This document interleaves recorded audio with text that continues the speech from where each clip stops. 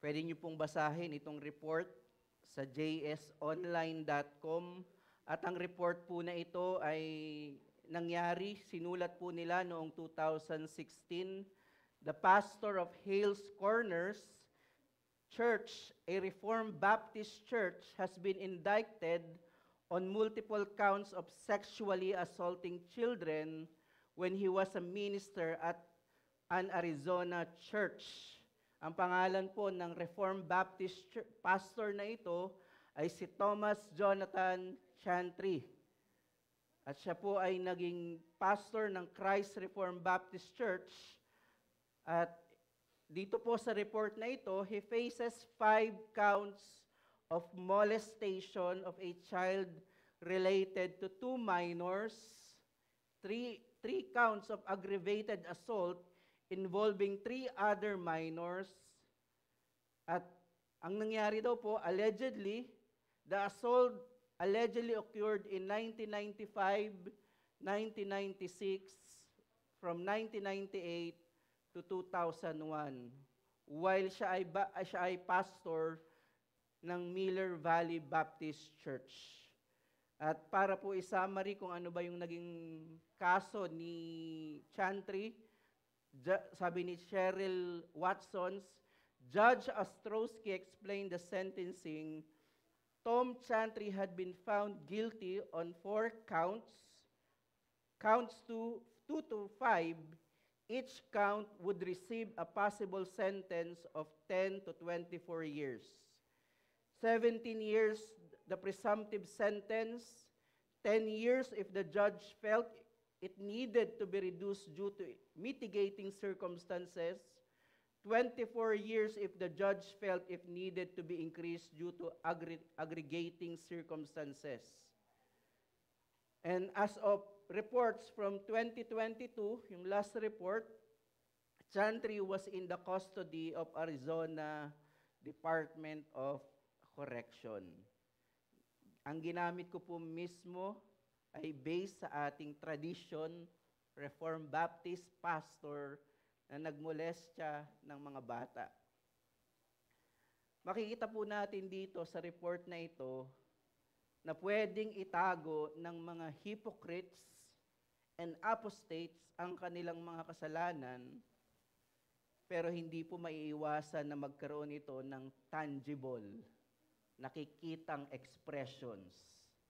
At ito po ang pag-aaralan natin ngayong umaga, na walang makakatakas sa hatol ng Diyos para po sa mga mapagkunwari. Tayo po ay nagpapatuloy sa ating series on the epistles to the Hebrews. At nakita po natin sa mga previous sermons na ang primary theme of this epistle is the superiority of Christ to creation, to the angels, and particularly to the Old Covenant.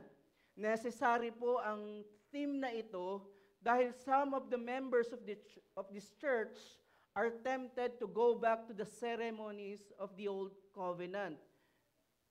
Externally, they don't deny Christ, pero nakikita nila yung mga Old Covenant ceremonies are necessary for their Christian life. At nakita nga po natin in the previous sermons that Christ is the end, the fulfillment of the Old Covenant. At natapos po tayo sa ating last sermon sa Hebrews 10:11 to 25. Do ang binigyang pansin po natin ay ang verses 19 to 25. Nakita po natin sa mga verses na ito, because of Christ's once for all sacrifice, He is the source of our assurance and perseverance, and the church as the means. Nakikita yung assurance na ito, yung perseverance na ito, ang pamamaraan ng Diyos sa atin ay ang kanyang iglesia through ordained means. At nagpatuloy po ang manunulat doon sa ating binasa sa verse 26 to 31. Muli naman po nating basahin yung second half na hindi po natin binasa kanina. Verses 32 to 39. Hebrews 10:32 to 39. Sabi po ng author, "But remember the former days when after being enlightened, you endured a great conflict of sufferings, partly by being made a public spectacle through reproaches and afflictions, and partly by becoming sharers with those who were so treated. For you also showed sympathy to the prisoners and accepted with joy the seizure of your possessions, knowing that you have for yourselves a better and lasting possession.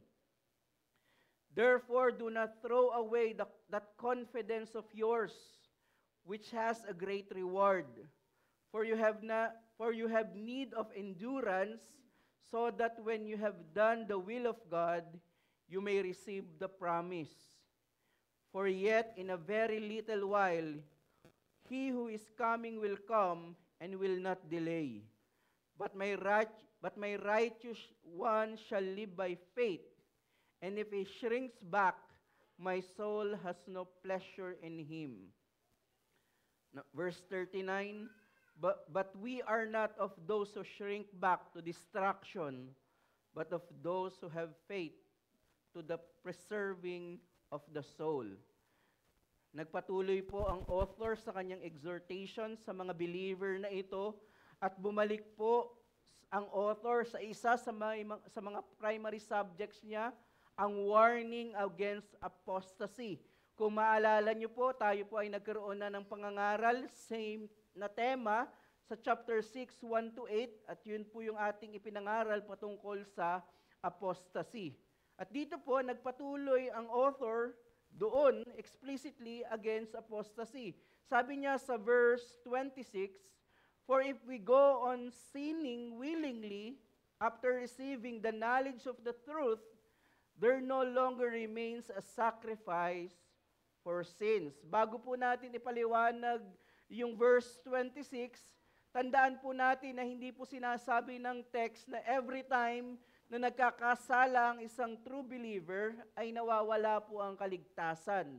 Hindi po yun ang itinuturo ng Biblia, hindi po yung tinuturo ng author.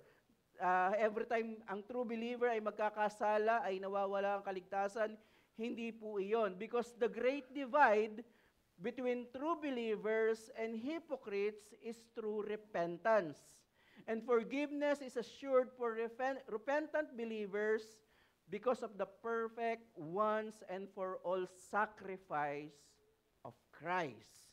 So yun yung nagdi-distinct sa atin sa mga hypocrites and apostates.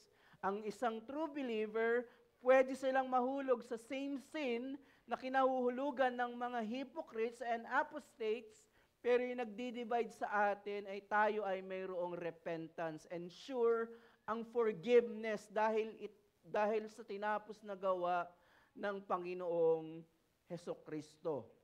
While yung pong language na if we go on sinning willfully can apply sa iba't ibang uri ng kasalanan such as habitual sexual sin, bitterness, gossip, slandering. Applicable po ito sa iba't ibang uri ng kasalanan. Kaya kapag ginagawa natin ang mga kasalanan na ito, ay questionable ang ating conversion.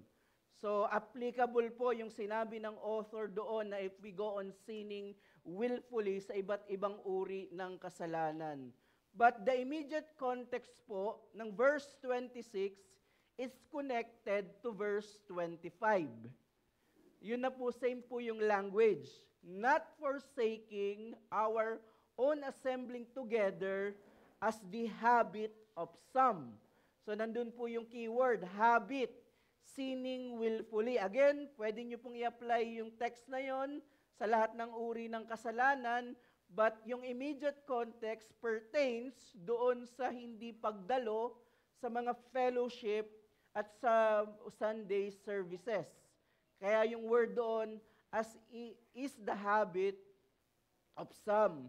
Na-mention po natin sa mga previous sermons because of persecution, temptation of sin, ang ilan sa kanila ay willfully na hindi na uma-attend, hindi na nakakadalo sa pagtitipon ng iglesia. Nagsisimula po ang apostasy sa mga personal and mortified sin natin, sa mga personal struggle natin, because of our unmortified sins, at ang doubt, nabanggit ko na yung start ng apostasy ay hindi primarily doon sa sin, kundi yung doubt na kaya pa ba tayong patawarin ng Diyos. So establish natin na nagsisimula po yung apostasy privately. But in our text, ang sinasabi po dito ng author, this personal apostasy, this will manifest externally through our forsaking the assembling of the church. So yung mga private sins, unmortified personal and secret sin, it will come out, magiging tangible ito. At ang isa pong expression noon ay yung paglimot, forsaking the assembling of the church. At dito po, nagbigay ang author na mayroong pong sure punishment for the hypocrites. Verse 29, in comparison to the old covenant, how much more punishment do you think he will deserve who has trampled underfoot the Son of God and has regarded as defiled the blood of the covenant by which he was sanctified and has insulted the Spirit of grace. I-explain ko po yan maya-maya, pero makikita natin dito yung sure warning, sure punishment, sure curse sa mga nagkukunwari or mga hypocrites. But remember, the author was not a bad preacher. Hindi po siya natapos sa mabigat na warning doon sa 26 to 31. While mayroong totoong warning, excellent preacher po itong author ng Hebrew. Either ito po ay si Apostle Paul or nagsusulat dito ay si Lucas. I believe si Apostle Paul yung mind ng Hebrews, pero hindi siya bad preacher. Yung mga bad preacher, magbibigay lang siya ng mga rebuke, punishment, at doon na lang matatapos. Pero yung author ay magaling na mga ngaral. Kaya ang sabi niya, but encouraging, verse 25 pa rin, kasi po yung verse 24 and 25, ang elaboration po niyan is yung 26 to 39. Kaya banggitin po natin yung second part ng verse 25, but encouraging one another, all the more as you see the day drawing near. So connected po yung 24, 25 sa verses 26 to 39. Kaya po ang sabi sa verse 32, but remember the former days, when after being enlightened, parallel doon sa warning na nakarinig din ng salita ng Diyos, pero ibang mga tao yung binabanggit dito, sabi doon, after being enlightened, you endured a great conflict of sufferings. Ang pinapakita po dito ng author, while there is a real warning directed to both hypocrites and true believers, if apostasy has a tangible expression, forsaking the assembling of God, the people of God, then true faith likewise has tangible confirmations. Yun yung sinasabi ng talata. May tangible expression yung apostasy, pero ang sinasabi rin dito ng author, may tangible and external expressions din yung true faith. Pinapakita po dito ng author, again, while mayroong totoong warning, pero mayroong encouragement. Kaya ang sabi sa verse 39, but we are not of those who shrink back to destruction, but of those who have faith to the preserving of the soul. Ibig sabihin, even yung mga gospel warnings, while masakit, ito ay for the sanctification of true believers. Kaya ang mensahe po natin ngayong umaga, Dahil sa awa at biyaya ng Diyos sa pamamagitan ng perpektong sakripisyo ng Panginoong Hesukristo, kahit ang mga mababala laban sa pagtalikod ay biyaya sa mga totoong mananampalataya, at ito ay nakukumpirma sa pamamagitan ng mga mabubuting gawa. Dahil sa awa at biyaya ng Diyos sa pamamagitan ng perpektong sakripisyo ng Panginoong Hesukristo, kahit ang mga babala laban sa pagtalikod ay biyaya sa mga totoong mananampalataya, at ito ay nakukumpirma sa pamamagitan ng mga mabubuting gawa. Because of the mercy and grace of God through the perfect sacrifice of the Lord Jesus Christ, even the warnings against apostasy are a grace to true believers, and this is confirmed through good works. At dalawang bagay po ang ating titingnan sa mga text na ito. Una po, ang tiyak na kaparusahan para sa mga tumalikod, the sure punishment for the apostates. Secondly, ang tiyak na kabanalan para sa mga totoong mananampalataya, the sure holiness for the true believers. So madali lamang pong tandaan yung 2 points natin, magkabaligtad lang. The sure punishment for the apostates, the sure holiness for true believers. First thing na pwede po nating makita, the sure punishment for the apostates, nabanggit ko po kanina, na-mention ko po kanina na ang immediate context ng sinning willfully ay forsaking the assembling of the people of God without separating it from private and unmortified sins. Pero ang emphasis po natin ay hindi pagdalo sa iglesia. Kaya po ang sabi ng author sa mga taong tumalikod, na nagmanifest sa paglimot, sa hindi pag-join sa worship. Ang sabi ng verse 27, kundi isang kakilakilabot ang paghihintay sa paghuhukom, at isang naglalagablab na apoy na tutupok sa mga kaaway. Ang mga salita pong ito ay nasa konteksto ng lumang tipan. Ang halimbawa po dito, noong nagkasala po sila Eva at Adan, while hindi agad-agad silang namatay, as sinabi doon na kayo ay mamamatay, pero nandoon yung immediate curse. Ano pong nangyari? Pinalayas po sila doon sa Garden of Eden. Ibig sabihin, na-experience nila yung ultimate meaning ng death, separation from God. So immediate yung curse kay Eva at Adan, at kasama doon yung mga ibang mga curse, yung mahihirapan manganak, mahihirapan magtrabaho. So may tiyak na parusa kapag nilabag ang kautusan ng Diyos. At in the same way, ito rin ay tiyak na naranasan ng mga Israelites sa paulit-ulit nilang paglabag sa tipan ng Diyos. Kaya ang sabi sa verse 28, ang sumuway sa kautusan ni Moises sa patotoo ng 2 o 3 saksi ay walang awang namamatay. Ibig sabihin, yung kanilang judicial system during the Old Covenant, wala po silang mga lawyers. Sorry po kay Kuya Luis. Wala po silang lawyer in the Old Covenant. Sapat na yung 2 to 3 witnesses para mahatulan ng isang nagkasala. At siya ay hahatulan ng Diyos.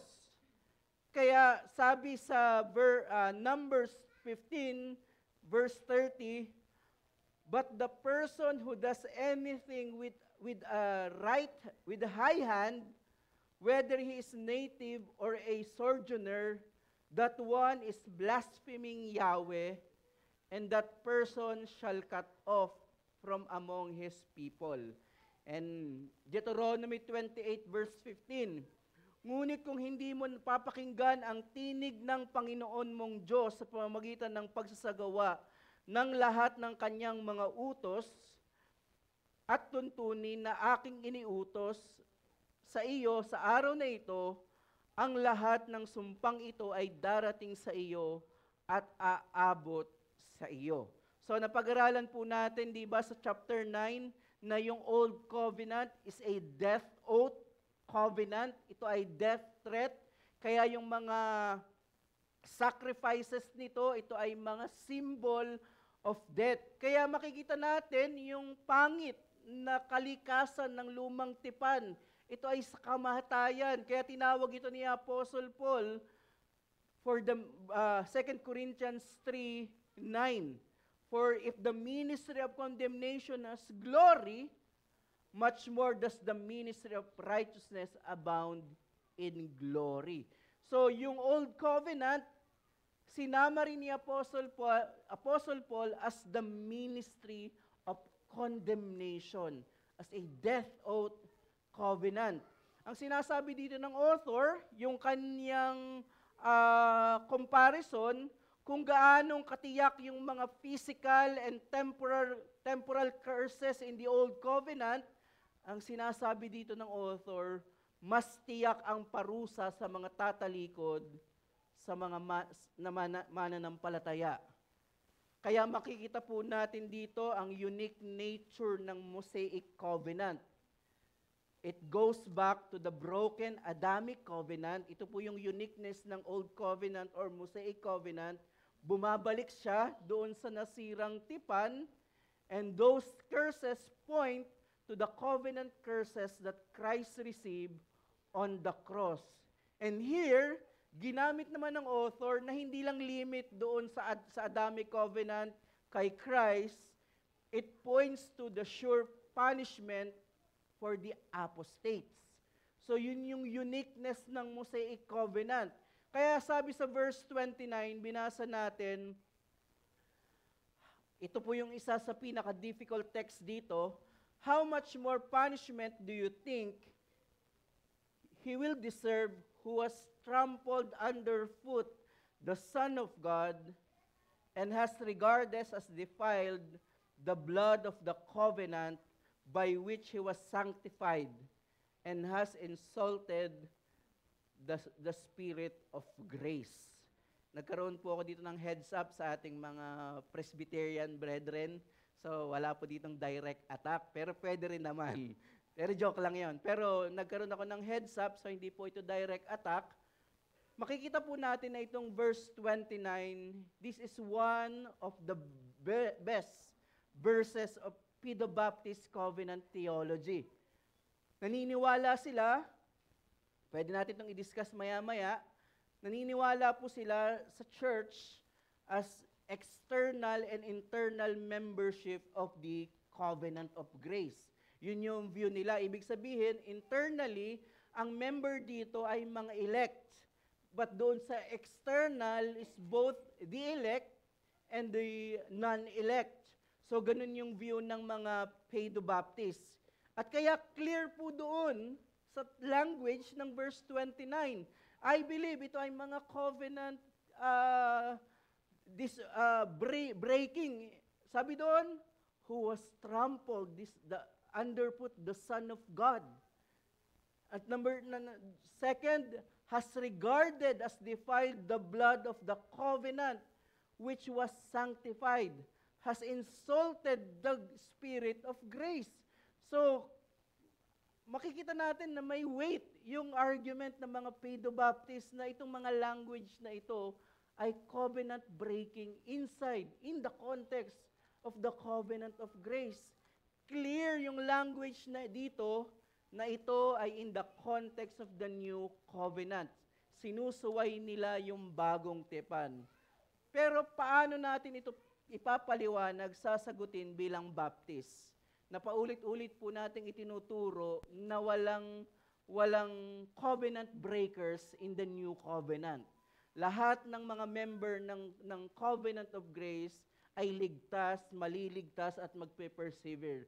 Pero sa language ng 29, it seems like na mayroong covenant breakers. Tandaan po natin sa ating pangangaral sa Hebrews 6, pinaliwanag natin na hindi po ito nagtuturo sa external and internal membership of the covenant of grace. Hindi po respect sa ating mga kapatid, pero as a Baptist, hindi po tayo naniniwala sa internal and external membership. Malinaw po yung pangako ng bagong tipan. Jeremiah 31:34. And no longer shall each one teach his neighbor and each his brother, saying, Know the Lord, for they shall all know me, from the least of them to the greatest, declares the Lord. Ano pong sabi? Ano yung sure promise? For I will forgive their iniquity. At sabi doon, and I will remember their sin no more. So pinapakita doon na walang covenant breakers inside the covenant of grace. Ibig sabihin, nilalabag ng mga apostates at hypocrites ang mga covenant blessings not because they are merely externally members, but through the ordinances and sacraments of the church. Ito po yung malaking pagkakaiba natin. The covenant of grace is not perfectly equated with the local church. Hindi po natin tinitingnan na yung covenant of grace ay iisa sa local church. Ang covenant of grace ay equated sa universal church, to which lahat doon ay mga elect yung members. So yung local church, while hindi siya perfect, siya ay exact representation of the universal church. Pero hindi ito perfect. Ibig sabihin, apostates can participate externally in the ministry of the word. Yun yung sinabi doon. Sabi doon, has insulted the spirit of grace. So, ibig sabihin, ini-insult ng mga apostates yung mga ordinances ng Panginoon externally, dahil even mga hypocrites ay nakakapakinig ng salita ng Diyos. Nakakasama sila sa prayer. At yung mas mabigat po na text, sabi doon, who has trampled underfoot the Son of God, has regarded as defiled the blood of the covenant by which he was sanctified. Paano ba sila nagpa-participate doon sa blood of the covenant? Through the Lord's Supper. Binabastos nila yung banal na hapunan dahil sa kanilang hypocrisy. Kaya ang sabi po ni John, 1 John 2:19, they went from us because they were not of us. For if they had been of us, they would have continued with us. But they went out, that it might become plain that they all are not of us. So, illegally, pwedeng pumasok yung mga apostates, yung mga hypocrites inside the church. Kaya ang sabi ni John, they went from us because they were not of us. At sabi ng author sa 30 to 31, sapagkat kilala natin ang nagsabi, si Yahweh, akin ang paghihiganti, ako ang gaganti, at muli huhukuman ng Panginoon ang kanyang bayan. Isang kakilakilabot na bagay ang mahulog sa mga kamay ng Diyos na buhay. Dapat po nating makita na yung binabanggit po dito ng author is not something future.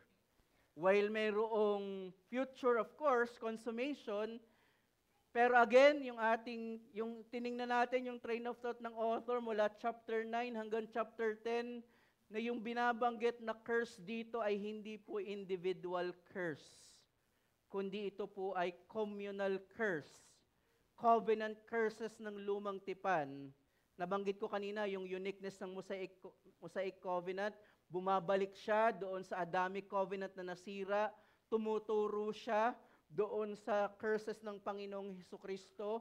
Tumuturo rin siya doon sa curses na mararanasan ng mga apostate in the future But the immediate context na binabanggit dito ng author, na huhukuman ng Panginoon ang kanyang bayan, ay tumuturo rin sa pagkawasak ng templo ng Jerusalem in AD 70. Makikita niyo po yung unified thought. Kung paanong yung kaligtasan ay promise, fulfilled historically in Christ, at mayroon itong present blessings and future blessings, ganun rin po ang condemnation. May real condemnation sa Old Covenant, but historically, yung culmination noon, yung pagtatapos ng lumang tipan ay sa AD 70. Di ba? Ito rin yung pangangaral ni Deacon Aaron, yung magsisimula yung paghuhukom sa people of God. Hindi agad-agad natin yun na i-apply natin sa church na tayo ay hinuhukuman ng Diyos kapag tayo ay may discipline. Hindi agad-agad, while may application, pero hindi agad-agad. Kailangan natin itong makita sa context ng Israel. Ang sinasabi dito ng author, kung naging tiyak yung mga curses in the Old Covenant sa kanilang pagsuway, mangyayari rin yung destruction of Jerusalem. Sabi ni John Owen, pinagsama-sama niya lahat ng mga truth ng verse 29, sabi ni John Owen, as in the fire and brimstone that God rained from heaven upon Sodom and Gomorrah, ito daw po yung ibig sabihin dito ng author, in the final rejection of the Jews and the dreadful overthrow of the city and temple by fire, in the eternity of the torments of impenitent sinners, in all these things and others that seem to have anything of the same kind with them, we shall need nothing to give the most full satisfaction of our souls. If we know him who hath said, vengeance is mine, I will repay. So yung pong verse 29 is applicable sa lahat ng covenant curses. But historically, nangyari ito sa AD 70. Pero ang point po na pwede nating makita dito, may tiyak na kaparusahan sa lahat ng mga mapagkunwari sa loob ng iglesia.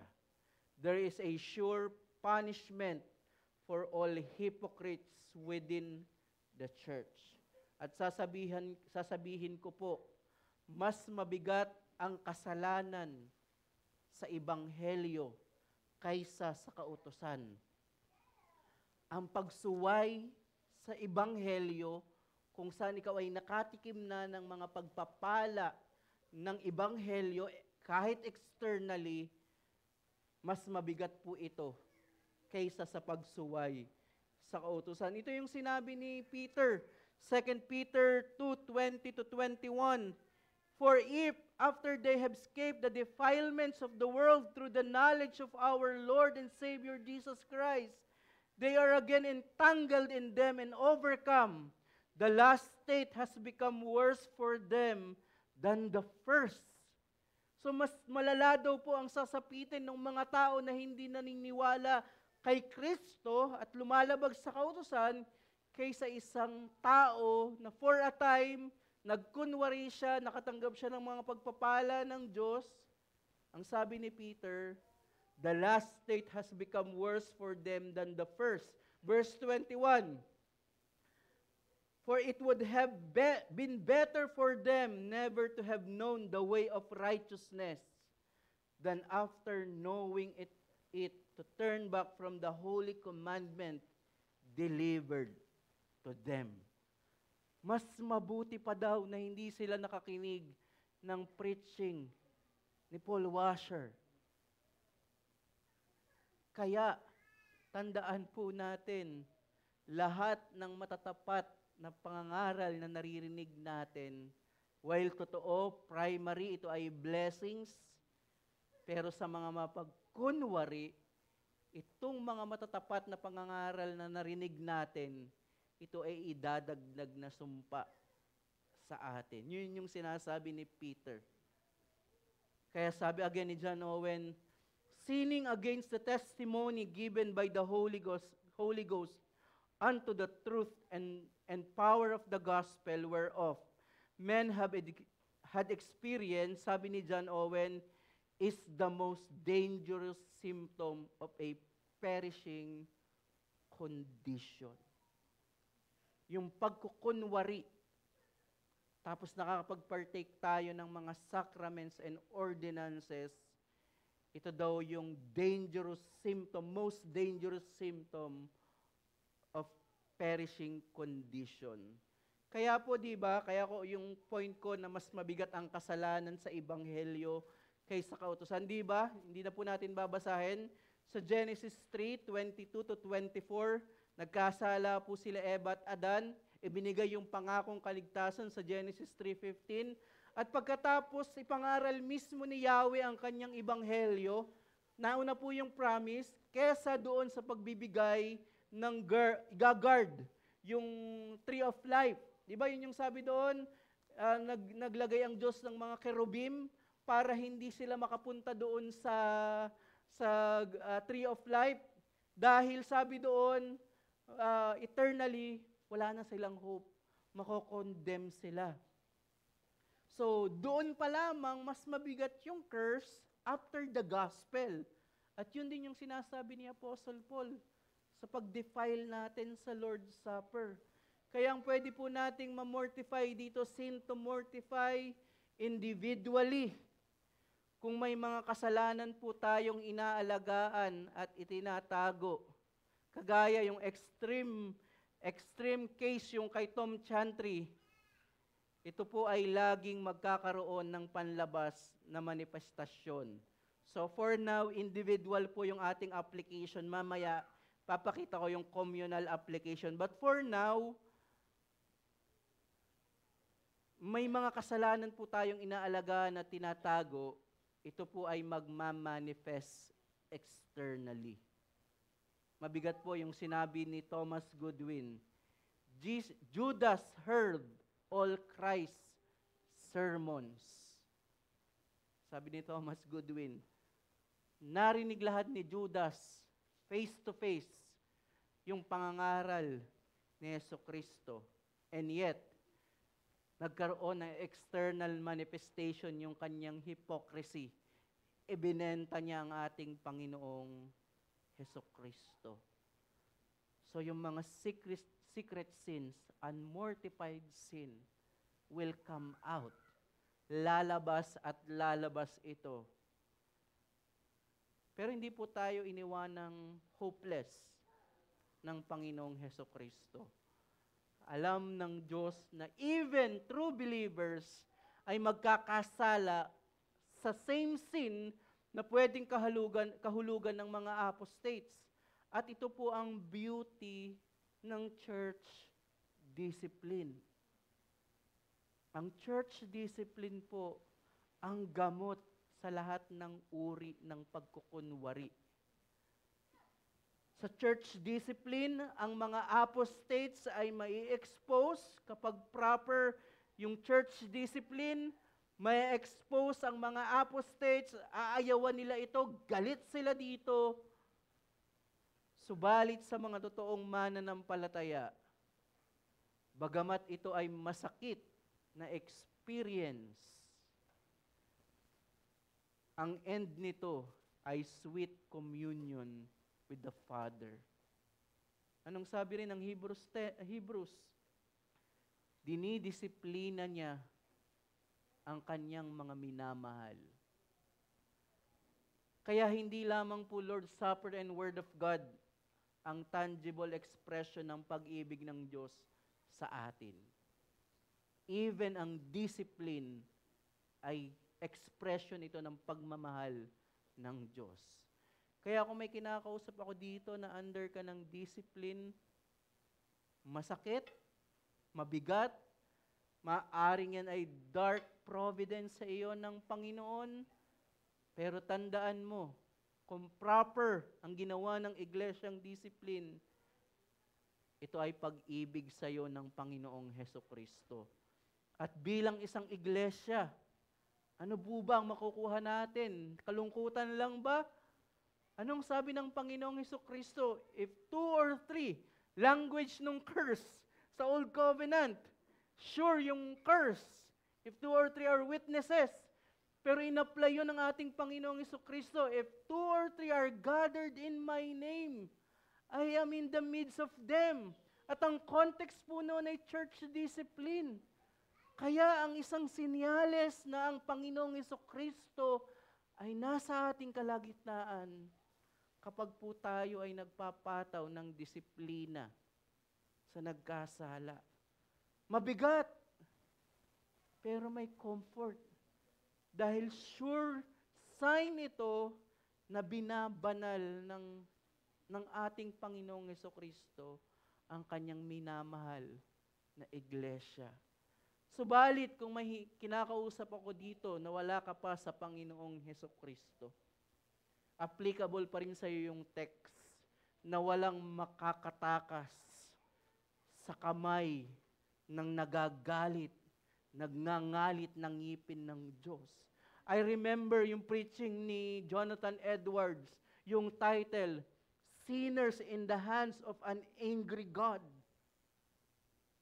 Kung ikaw ay wala pa kay Kristo, ang puot ng Diyos ay nasa iyo.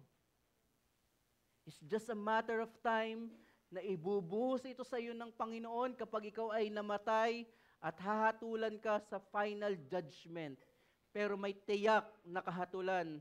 At ang bigat po ng ating text, isang nakakatakot na bagay. Sabi doon, isang kakilakilabot na bagay ang mahulog sa mga kamay ng ating Diyos na buhay. Kadalasan po ang mga tao, may mga ginagawa silang kasalanan, huwag mo akong hatulan, ang Diyos na lang ang hahatol sa akin. Mas mabuti pa na hatulan ka ng tao. Dahil hindi ka kayang dalhin ng tao sa impyerno. Pero ang sinabi ng text natin, isang kakilakilabot na bagay ang mahulog sa mga kamay ng Diyos na buhay. Kaya kung may kinakausap ako dito na wala ka pang pananampalataya sa Panginoong Jesucristo, hindi ka tinatakot pero matakot ka sa kabanalan ng Diyos. At itong kabanalan na ito ay sinagot ng Panginoong Jesucristo. Tinanggap niya ang puot ng Diyos doon sa krus para kung sinong mananampalataya sa Kanya ay magkaroon ng buhay na walang hanggan. Lumapit ka sa Panginoong Jesus. Hindi sa mabuting gawa, hindi sa mga sakramento, hindi sa pagdalo mo sa iglesia, ang pwedeng mag-absuelto sa iyo sa kalalagayan mo na nasa ilalim ng hukuman at puot ng Diyos ay ang katuwiran lamang ng Panginoong Hesukristo. Magsisi at manampalataya ka sa Panginoong Hesukristo.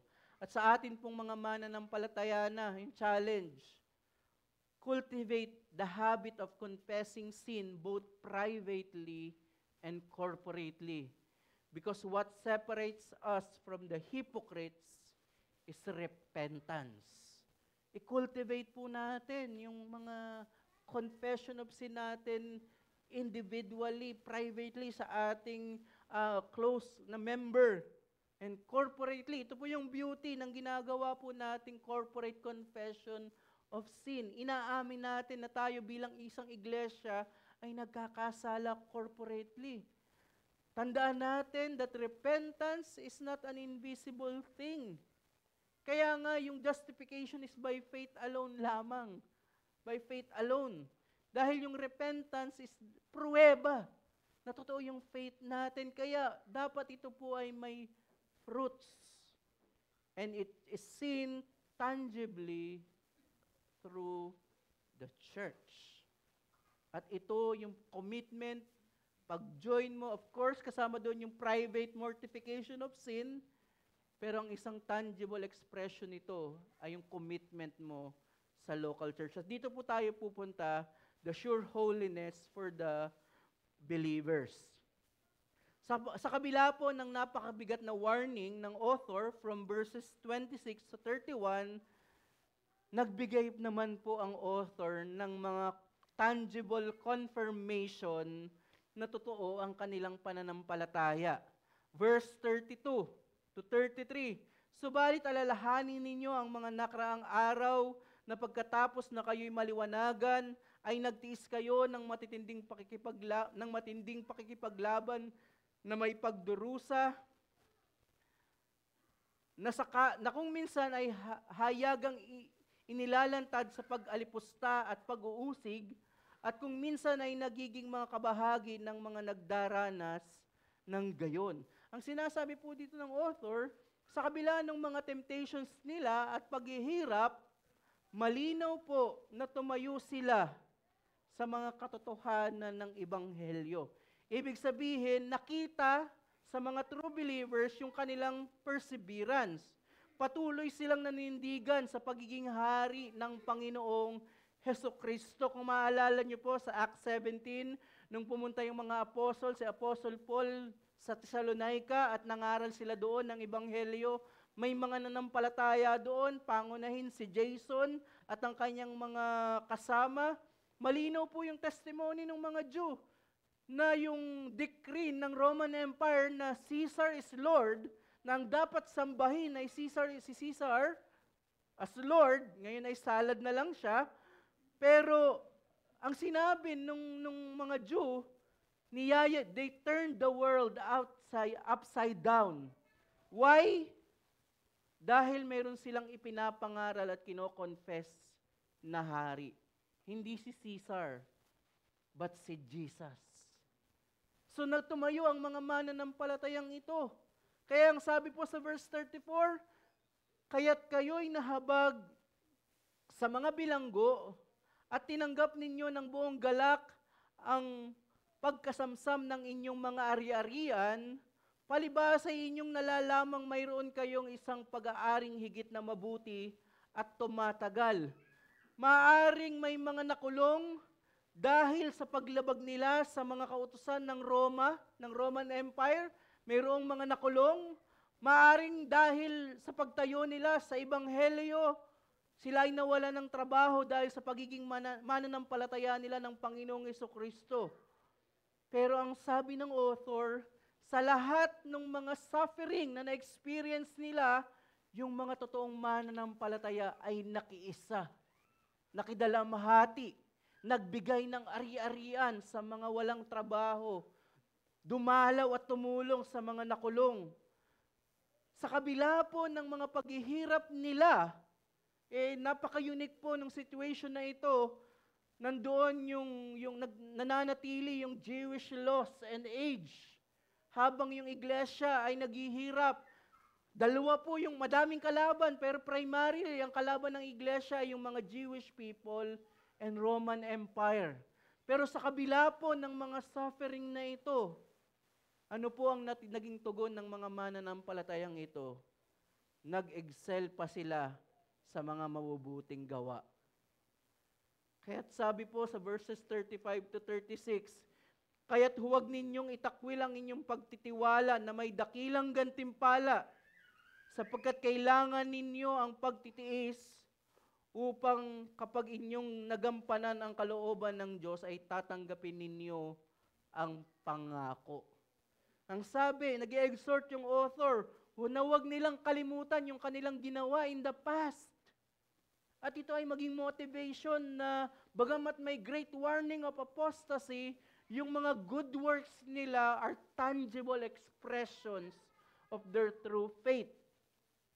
Kaya pong point po natin dito, dahil sa perpektong sakripisyo ng ating Panginoong Hesukristo, may tiyak na kabanalan sa mga mananampalataya na magriresulta sa mabubuting gawa. Because of the perfect sacrifice of the Lord Jesus Christ, there is a sure holiness that results in good works. Ang gusto kong bigyan ng emphasis po ay yung good works. While may overlapping po siya sa sanctification, pero iba po ang good works. Tandaan po natin, good and commendable, kung minomortify yung ninyo, yung mga private sin nyo, necessary yun as part of your progressive sanctification. But it's even better if you have visible good works where the beneficiaries are other people. Ang ganda po ng text natin, hindi sinabi ng author na i-sanctify nyo privately yung mga buhay nyo. Kundi ang sabi ng author, alalahanin nyo, dumalaw kayo sa mga nakulong, binigay nyo yung inyong mga ari-arian. Bumalik yung author sa mga tangible and external expressions of their faith. Because for something to be considered good works, hindi po considered na good works na while mahalaga po yun hindi po natin ibinababa yung value, but to distinguish yung good works po, it must be visible, especially when the beneficiaries are other people. At ito yung sinasabi ng author, yung tangible expressions of their genuine faith is their good works. Na dumalaw sila sa mga nasa kulungan, tinulungan nila yung mga walang trabaho, binenta nila yung mga ari-arian, kagaya ng nangyari sa Acts 2. Kaya bilang iglesia, i-apply natin corporately. Tandaan natin ang pagtalikod. Pinanggit ko kanina, individual, nangyayari yung pagtalikod and apostasy. Tandaan po natin na ang pagtalikod ay hindi lang nangyayari individually. Ito ay nangyayari rin sa isang iglesia na walang pag-ibig sa isa't isa. Yung warning ng Panginoong Jesucristo sa Laodicea, Revelation 3:15-17, I know your works. You are neither cold nor hot. Would that you were either cold or hot. So because you are lukewarm and neither hot nor cold, I will spit you out of my mouth. For you say, I am rich, I have prospered, and I need nothing, not realizing that you are wretched, pitiable, poor, blind, and naked. Yung pong Laodicea ay isang mayaman na lugar, kaya mayaman po yung Church of Laodicea. Maaring ang iglesyang ito ay nagmamalaki sa kanilang yaman, sa kanilang possession, magandang church building, magandang liturgy, 1689 London Baptist Confession of Faith, possibly, they are the center of Reformation, and yet, sa kabila ng mga bagay na ito, ano yung warning ng Panginoong Jesucristo? Laodicea Reformed Baptist Church, if hindi kayo magre-repent, I will spit you out of my mouth. Kaya posible po sa isang iglesia na nasa kanya na ang lahat, prosperity, right doctrine, good preacher, influence, beautiful liturgy, subalit kung walang pag-ibig sa isa't isa,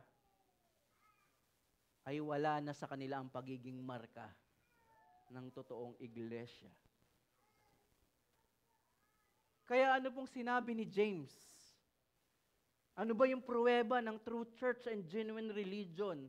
Hindi sinabi ni James na dapat 1689 Confession of Faith, dapat maganda yung liturgy. While kasama po iyon, pero hindi po yung sinabi ni James na proof ng isang true church.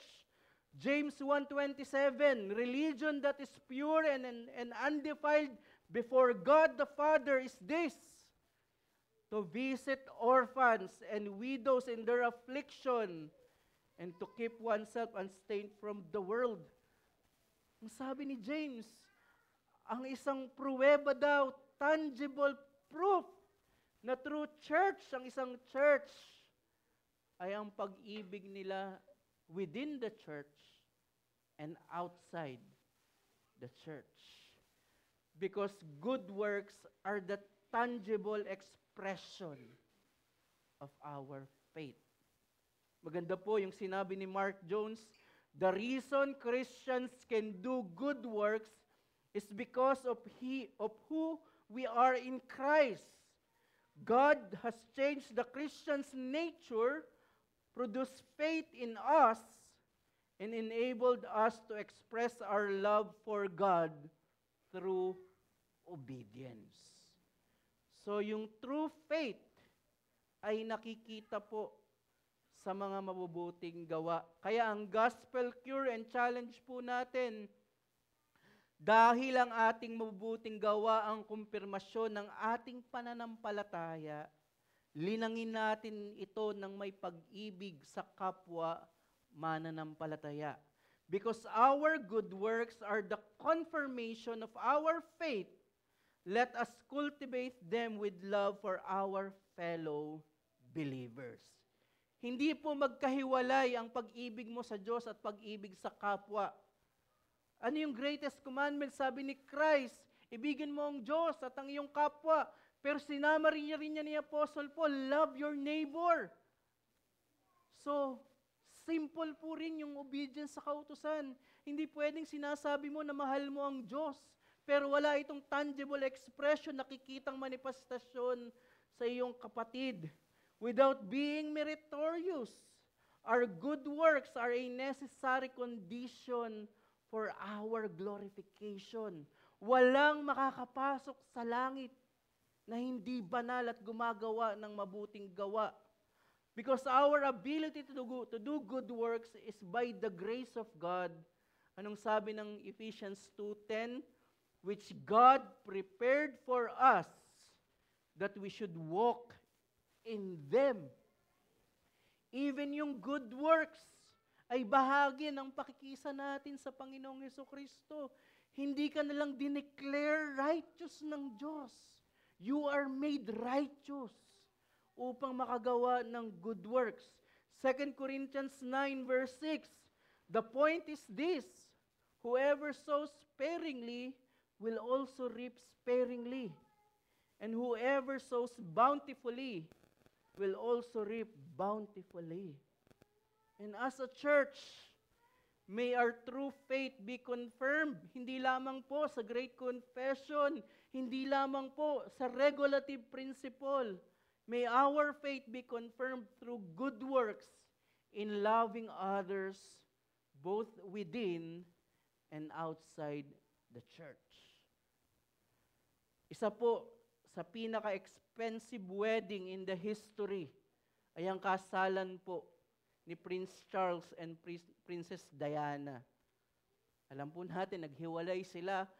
Pero alam niyo po ba kung magkano yung ginastos sa kasalan na ito? Kinumpute ko na po sa ating pera, ang nagastos nila ay 6 billion pesos. Ganun kamahal yung kanilang wedding. At yung wedding gown ni Diana ay covered ng 10,000 pearls. Napaka mahal nitong gown na ito. Yet, ang sabi po ng Panginoon kapag nangyari yung marriage supper of the Lamb, Revelation 19:7-8, let us rejoice and exult and give Him the glory, for the marriage of the Lamb has come. Sabi po ni Christ sa kanyang salita, and His bride has made herself ready. It was granted her to clothe herself with fine linen, bright and pure, for the fine linen. Anong sabi daw doon? Ano yung mga palamuti? Ano yung magiging wedding gown ng mga believers, ng church? For the fine linen is the righteous deeds of the saints. So yung ginagawa pala nating good works ngayon in this present, tinatahi natin yung magiging gown natin sa great marriage supper of the Lamb. Ikakasal ang Panginoong Hesukristo sa kanyang iglesia, at ang magiging damit natin, ang magiging magandang gown natin, which Christ purchased for us, is our good works. Kaya isipin natin na tayong gumagawa ng good works bilang iglesia, nagtatahi po tayo ng magandang wedding gown for the glory of Christ. Tayo po'y manalangin. Maraming salamat po, O Diyos, sa reminder, sa mabigat na warning sa katotohanan po ng apostasy. Isa po ito sa mga doktrina na mahirap tanggapin. Posible pala ng isang mananampalataya nag-confess ng faith ay tumalikod at mas magiging higit pa ang kanyang kalagayan. Kami po ay nagre-repent corporately kung kami po ay may mga itinatagong mga kasalanan, bitterness, slandering, sexual sin, hindi pag-ibig sa kapwa mananampalataya. Bilang church, corporately, kino-confess po namin ito. Pero salamat po sa confirmation of our faith. Sa kabila po rin ng mga weaknesses na ito, sa inyo pong biyaya, nakikita rin namin ang aming mga sarili na gumagawa ng inyo pong kalooban.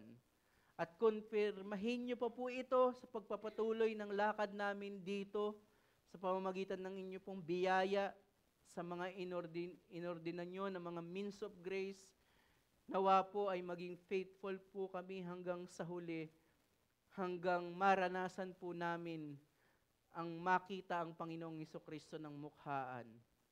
Salamat po, Panginoon, gamitin niyo po ito na paraan upang maligtas ang mga wala pa sa inyo.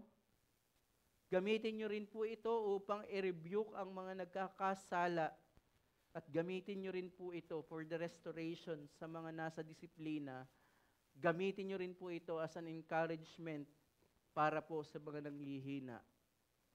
Salamat po sa inyo pong simple at naiintindihan na salita. Ito po ang aming panalangin sa pangalan ni Jesus. Amen.